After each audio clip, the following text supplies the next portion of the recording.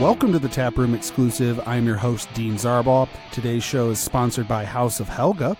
Are you a brewery looking for some vibrant, stunning artwork to slap on that freshly bottled or canned beer? Contact House of Helga for all your design needs. They've worked with Masthead, Streetside, and yours truly here at the Taproom Exclusive. You can check out Kyla's entire portfolio of incredible work at houseohelga.com. Also, be sure to check out House of Helga's Facebook page and purchase a House of Helga t-shirt. The cost of school supplies are at an all-time high, and most families can't afford the extensive list of items required for the school year. A recent survey from the National Center for Education Statistics found that 94% of public school teachers pay for classroom supplies. In the greater Columbus area, Operation Backpack works to offset this by donating backpacks and school supplies to 25 schools across Franklin and Licking County. Profits from the House of Helga t-shirt sales will go towards Operation Backpack to help a local child in need with supplies for the upcoming school year. Do your part to help those in need by going to bit.ly/HelgaDonates and pick up your shirt today. On today's show, I chat with Bascule Brewery's brewer Chris Kambouris over their tasty Hop Waters IPA. But first, a taste of what's going on in the craft beer world with this week's Tasting Glass, brought to you by Northeast Ohio Craft Brewery News. Metal fans, Metal Monday returns to Bascule Brewery in Public House on Monday, August 5th. A good friend of Bascule's heads up a program that teaches young men and women how to fix and repair homes.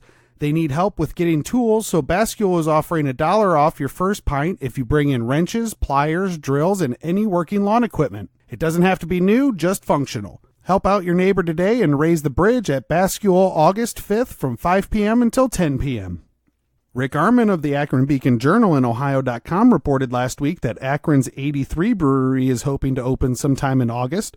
Per Rick's article, the new brewery and tasting room, which is located inside the former Goodyear Tire and Rubber Company headquarters, received its state brewing permit from the Ohio Division of Liquor Control last week.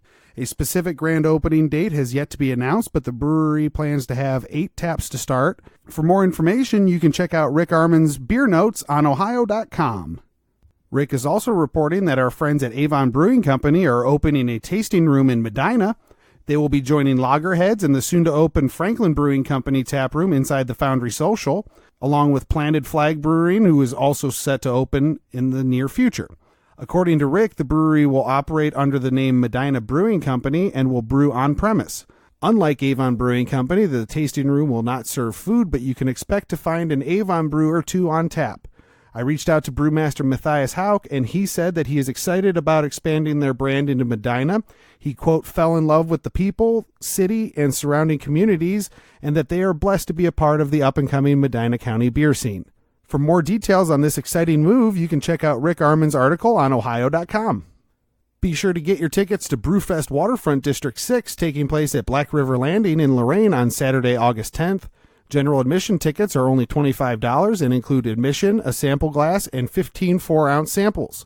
Log on to Brewfest WD and get yours now. I will be at Brewfest this year broadcasting live, so stop by and say hi.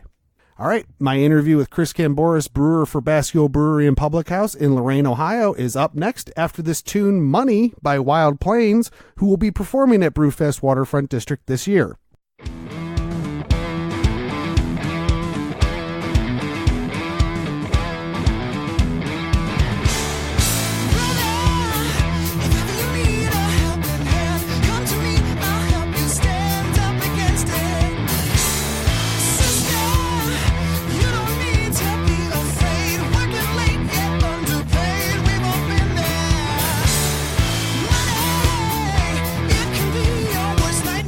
Make your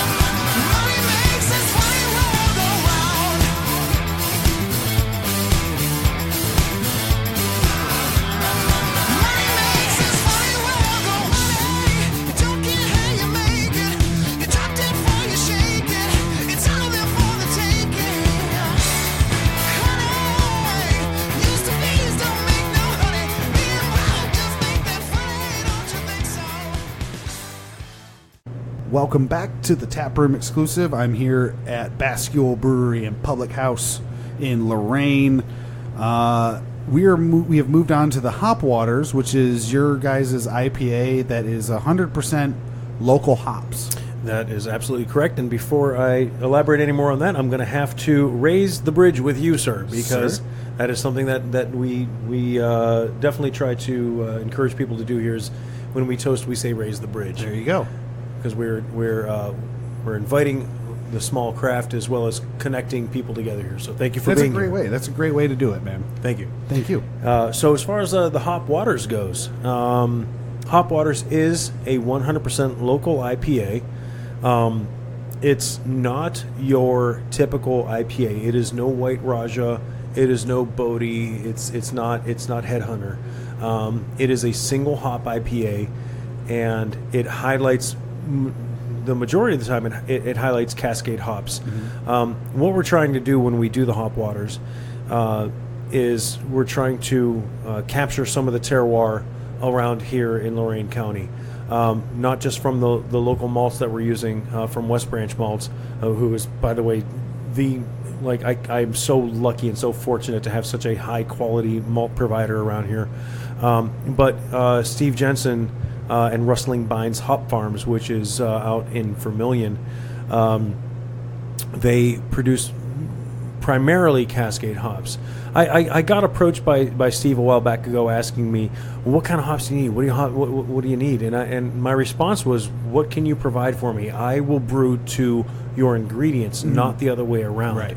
There's enough of that. There's enough people ordering from major providers, major suppliers to replicate styles across the nation. Right. What we don't have is people representing what is happening here in Lorain County. So I proudly serve Hop Waters as not just a good beer for locals that come in here and enjoy it, but also for the person who came here from San Francisco and sits down and asks me what would I recommend, and I put the Hop Waters in front of them, and they say, "Wow, this is great. I have not had this. The last person that this reminds me of is maybe maybe a New Albion Brewing or nice. or maybe even." Russian River with Pliny the Elder. Yeah, because that's got to be a feather in your cap. Pliny is a huge name, but let's look back, 20 years ago. 20 years ago, there were not many IPAs. Right. Nowadays, I could easily brew a heady topper or something like that just by following a bunch of brewing recipes. Right. But, I'm trying to get away from that. I'm trying to establish what Lorain County provides. And Hop Waters is, from my tastes, from what I had earlier today, that was the first thing I tried here. It strikes a nice balance between West Coast and East Coast. Yeah, and that's because there's two philosophies behind it. I'm definitely hopping the hell out of it, but I'm using a low alpha hop. Okay. So it's not going to be this overbearing, bittering hop, as well as the fact that I'm doing mostly late additions. So it could remind you a little bit of an East Coast IPA because it's not a lot of bitterness, but it's going to remind you it's going to be reminiscent of that West Coast style because of that classic Cascade flavor, which is both piney, which is both citrusy, little resiny, little floral. It's the workhorse of hops, and I absolutely love it. How do you strike that balance when you're brewing it between those two worlds? It seems like it would be a hard process to kind of get everything you want from both. It's been a work in progress, I won't lie. I've tried doing, when it came to Hop Waters, I did it in several series. I did a Centennial series, which I can't lie, I got that mostly from commercial providers, not as much local. I was getting a Centennial. There's not a ton of people growing Centennial locally. Steve was doing some Centennial, but not in the quantity that he's doing Cascade, and I had great results with it. But I seem to get better feedback with the Cascade series, and it was more. We spoke earlier about me being present here with the clientele, and that was very much and this is another feather in my cap, or I should say a feather in our clientele's cap. They help shape what Hop Waters is because of that direct conversation and feedback that I can have with them. I do like this. I don't like that. Your last version was better. And so I started to emphasize more of the Cascade because they liked it. I started to tweak my water chemistry a little bit to help. And again, that all just goes back to when I leave this place, I'm just as much of a nerd now as I was 10 years ago. I'll go back, I'll lay back in my recliner, I'll pour a beer, I'll put on a podcast that addresses an episode about maybe hop chemistry, water chemistry. Yeah. And that's what I do. So yeah, it's something that I've gradually learned to improve upon. Well, it's something we take for granted here is the water quality. Oh my God, the water's great. My buddy just, he's born and raised here. Married, had a kid. His wife got transferred down to Florida. He's now down in Florida. He's living in the Orlando area. Oh, man. And he can't find beer for the life of him that he thinks is decent because, as he feels, the water quality that you're getting at all these breweries across the state generally isn't as high quality as what we're getting here in Northeast Ohio. It's a whole other dynamic, and that's we spoke in previous episodes about the natural resources available here in Lorain, in Northeastern Ohio in general. We take it for granted. We make I would actually say that one of the most popular beers, despite what everyone's predictions were when everyone said you need to brew something like an American lager. Yeah, my best. I want to say, I can't say it's my best seller, but it is definitely the surprise upset. Every time people come in here, my porter, our water works so well with porters that I don't even have to add a single pellet of calcium chloride or gypsum, anything. It just works so well. Now my hop waters, I do have to add some gypsum. I do have to add some calcium chloride, which is that the difference in styles though? It's yeah. I mean, well, again, it's a difference in water chemistry. It's a difference in it's like the difference between if you're going to boil a pot of pasta, you wouldn't do it without adding a little salt to the water. Right. It just adds just that extra little zing. Yeah. And so with calcium chloride, that's all you're doing is you're adding a little bit of salt. With gypsum, you're just kind of rounding out that flavor a little bit. So yeah, I've just been, as I mentioned before, I brew like your grandmother cooks. It's a little pinch of this, dash of that. And that's a great way to kind of go about it in this world of precise measurements and all. It makes you guys stick out in your own way. It's a different profile in what you're drinking in the glass. Yeah, we definitely are all about trying to set ourselves apart, but not for the sake of being different. Right. Yeah. You want to be different in that. Hey, we're out here. We're doing our own thing. We're making beer the way we want to make beer. Come and enjoy it. Yeah, and we'll share it with you. Yeah. I mean, so yeah. I mean, when you come in to taste the hop waters, it is what's otherwise known as a smash beer, single malt, single hop beer, and there's a beauty to that. I even like to tout our Charleston Common for that. Single malt, single hop beer, but there's a beauty to that sort of simplicity. There's an elegance to it.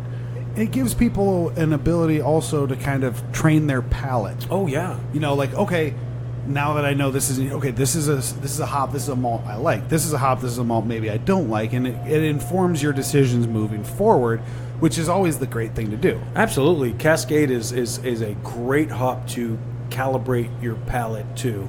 It's like kind of setting your compass to north. It is kind of like the great grandfather hop as far as like modern beers go. Absolutely, and it's great to see everything coming locally too. To know that the malt's coming locally, the hops are coming locally. That's what I like about craft beer is the feeling of I'm part of this, even though I didn't brew it or anything, but I know okay. It went here. I went here. I know where that place is. Yeah. I know those people. I know they know what they're doing. It makes you a little bit more sure of everything. You're gonna get me emotional. Well, while we're in the emotional stage, let's move on. We have I have a questionnaire that I do at the end of every interview segment. Is this a caller? It's like caller number one. It's like inside the actor's studio. Okay. It's called Between Two Hops. God. And so it's a rip off of Between Two Ferns. But it's an exact rip-off of Inside the Actors Studio as well, because some of the questions are the exact same. Okay. But some of them are tweaked a little bit more for craft beer. I can't wait. What is your favorite style of beer to brew and to drink? My favorite style of beer to brew and to drink. You know, it's funny. I thought IPAs tasted like armpits and cat piss when I first tasted them. Is this a family-friendly show? Yeah, you're good, man. Okay. You're good.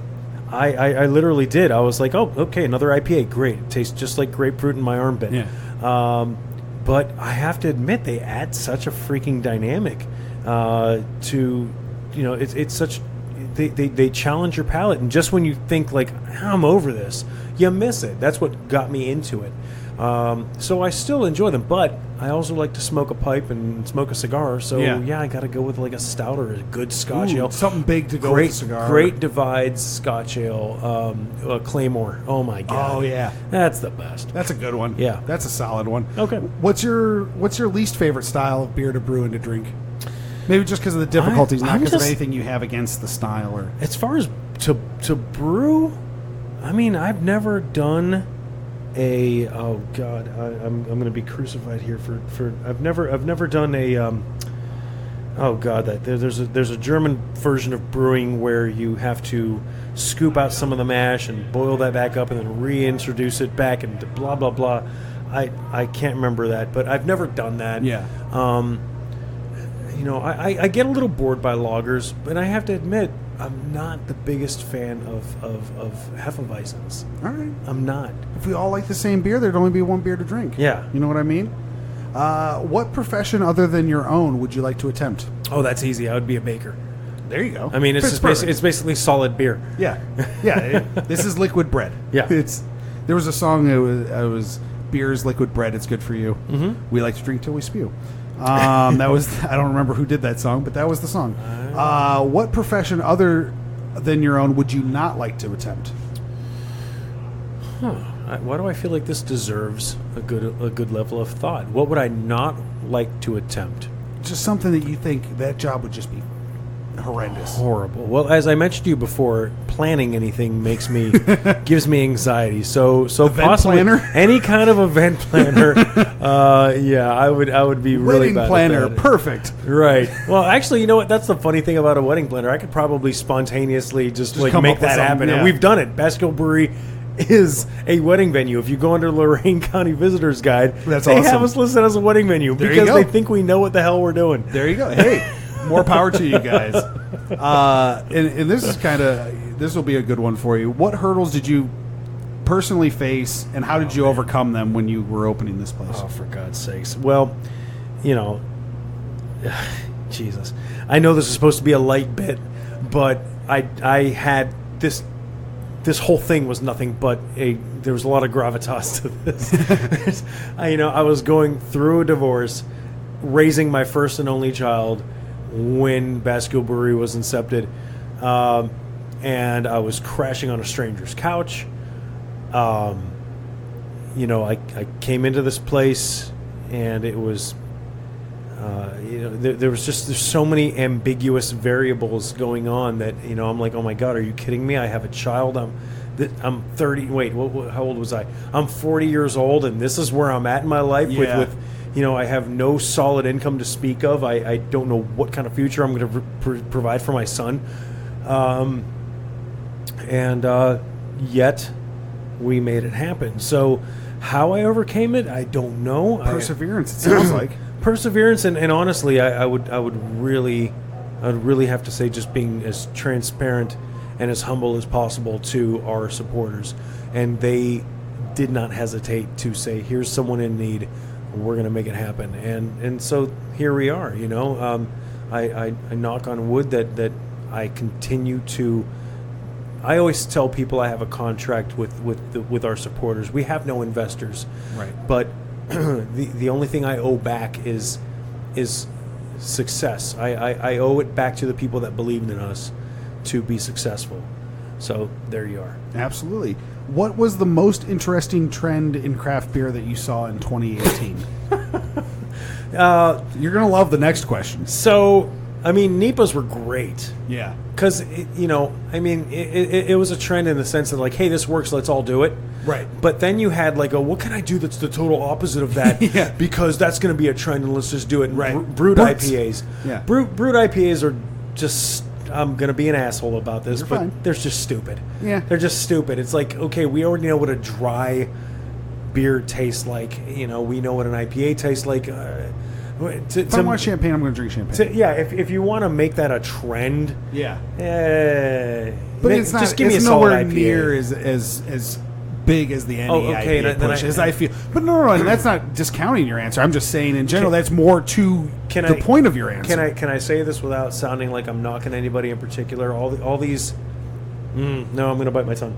Never mind. You're good, man. I refrain. Moving on. What was the least interesting trend in your mind in 2018? Okay, so maybe maybe not biting your tongue. the brewed IPAs, and then I'm going to go back and change my other answer to trying to make hard seltzers. Ooh, yeah. I'm sorry. That's got to be hard. I'm sorry. If you're making beer, you're making beer. Yeah. Don't. If you're making water, make water. I'm not knocking it, but right. Please stop trying to market yourself as beer. Correct. I agree with that. Be your own thing. It's its own separate entity. If you want to drink it, drink it. If you want to make an alcoholic don't beverage, pretend. Please stop trying to market it as beer. Yeah, absolutely. What is one piece of practical advice you would give to someone starting out in this industry? I would say business plan. Yeah. Business plan. You could start as big as you want. You could start as small as you want. I would encourage you to start as small as you possibly can. The lemonade stand approach is what worked for us. I would say, please don't get into this if you don't have a love for what you do. Don't do this because it's lucrative. You're only doing a disservice to the industry and to yourself. The waters have already been tainted in that regard. There's already a lot of people that are doing this just because they see dollar signs. So it is what it is. But, if I were telling someone with real passion who wants to do this, I would say get your foot in the door by working with another brewery. Please don't go into this from being a home brewer to going to work for somebody with a lot of money. Right. Don't do that. Don't do that leap. Go work at Fatheads. Go work at the Brew Kettle. Go work at Mount Cromwell. Go work at some of these other breweries. Go work at Collision Bend. Yeah. Go work at all these great local breweries that are desperate. No, I shouldn't say desperate, but they're happy to take on a helping hand. Learn what to do, what not to do. The brewing industry is a wonderful thing. I really hope it continues to grow as much as it is, because it's providing a lot to a lot of people that for a long time have not had this sort of variety and selection. Please don't be part of the problem if and when the bubble does pop. Don't be part of that. Right. Absolutely. If you could send a message to yourself 10 years ago, what would you tell the younger you? Don't wear Z Cavaricis. Throw away your Vanilla Ice CDs.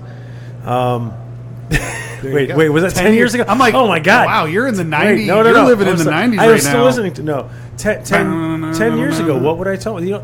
You pose such amazing questions. I try. Because 10 years ago, I hate to say, I lose track of time all the time. I really forget say that it's that 2019. my mindset has not changed from 10. I mean, I've grown as a person. You think from 10 years ago is 1999? But 10 years ago, I told myself this is where I'd be. Right. So I want to thank you. Oh, there you go. For hand, sir. You're shaking 30-year-old Chris's hand. There you go. Not 42-year-old. I will remember this when I meet 40-year-old Chris. You're right. Okay. Something like that. We're gonna do the time travel. Right. No. What would I? Okay. Let me give that question an honest answer. What would I tell 10 years ago me? You fucking did it. There you go, dude. That's great. You're successful. What or who? This is the last question. What or who has been the biggest influence in your brewing career?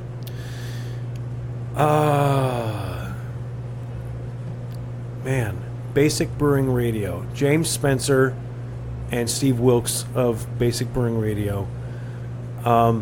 They have been in just priceless. You know, when it comes to how to keep a level, humble head about what you're doing, improving upon what you're doing, not being ashamed of how small you're doing or how much you don't know. Yeah. Seeking for knowledge.